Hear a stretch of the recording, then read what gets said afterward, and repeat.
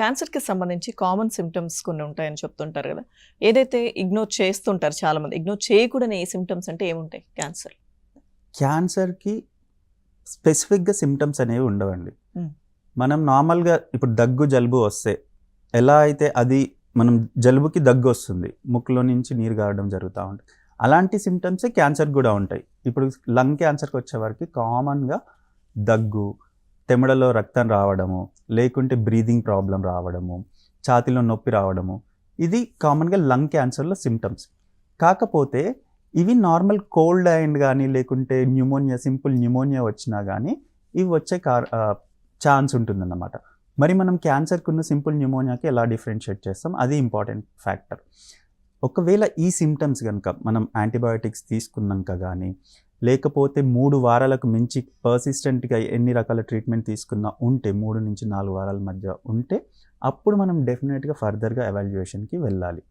So, evaluation ఎలా CT గానీ, లేకుంటే ఇంకేమన్నా అవసరమైతే బయాప్సీ గానీ చేసుకొని ఫర్దర్‌గా ఎవాల్యుయేషన్ అనేది చేసుకోవడం ఇంపార్టెంట్. క్యాన్సర్‌లో టైప్స్ ఉంటాయి గదా! సో, ఏదైనా ఎలాంటి క్యాన్సర్ అయినా కానీ పెయిన్ అనేది ఉంటుందా క్యాన్సర్ వచ్చినప్పుడు? క్యాన్సర్ ఎక్కడ వచ్చిందన్న దాన్ని బట్టి సింప్టమ్స్ మనకు డిపెండ్ అయ్యి ఉంటాయి.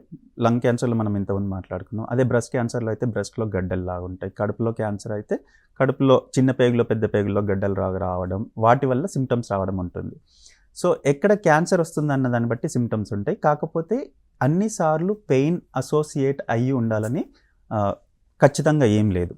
ఎలా అంటే ఇప్పుడు చిన్నగా ఉన్నప్పుడు క్యాన్సర్ ఎప్పుడు మనకి సింప్టమ్స్ ఎప్పుడు మేనిఫెస్ట్ చేయదు. అంటే సింప్టమ్స్ అసలు ఉండకపోవచ్చు.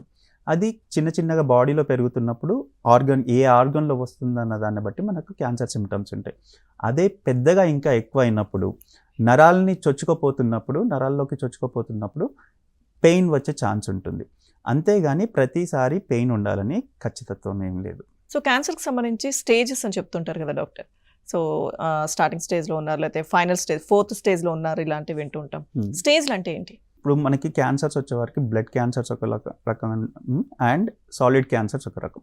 సాలిడ్ క్యాన్సర్స్‌లో వచ్చేవరకు 4 స్టేజెస్ ఉంటాయి. ఏ సాలిడ్ క్యాన్సర్ అయినా హెడ్ టు టో తీసుకుంటే 4 స్టేజెస్ ఆఫ్ క్యాన్సర్ ఉంటుంది.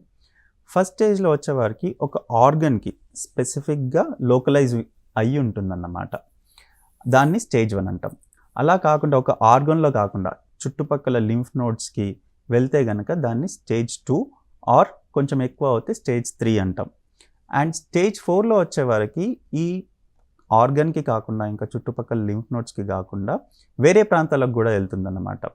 లంగ్స్‌లోకి గానీ, లివర్‌లోకి గానీ, బోన్స్‌లోకి గానీ అండ్ బ్రెయిన్‌లోకి గానీ వెళ్ళే ఛాన్స్ ఉంటుంది. దాన్ని స్టేజ్ 4 క్యాన్సర్ అంటారనమాట. సో, స్టేజ్ 1 క్యాన్సర్‌లో వచ్చేవరకు మనం కంప్లీట్‌గా క్యూర్ చేయొచ్చు. సర్జరీ చేసి పర్టిక్యులర్‌గా ఆర్ రేడియోథెరపీ చేసి కంప్లీట్‌గా క్యూర్ చేయడం పాసిబుల్ అవుతుంది. ఇదొక్కటే మొడాలిటీ ఆఫ్ ట్రీట్మెంట్ స్టేజ్ 1కి సరిపోతుంది. అదే స్టేజ్ 2 అండ్ 3లో వచ్చేవరకు ఏంటంటే మల్టీ మొడాలిటీ ట్రీట్మెంట్ కావాల్సొస్తుంది. సర్జరీ చేసిన తర్వాత రేడియోథెరపీ గానీ, కీమోథెరపీ గానీ ఆర్ టార్గెటెడ్ ఇమ్యునోథెరపీ గానీ ఖచ్చితంగా అవసరం ఉంటుంది. అదే స్టేజ్ 4లో వచ్చేవరకు ప్రైమరీగా chemotherapy, targeted therapy and immunotherapy ఉంటుంది. అందులో మనం సర్జరీ గానీ, రేడియోథెరపీ గానీ ఎక్కువగా యూజ్ చేయం.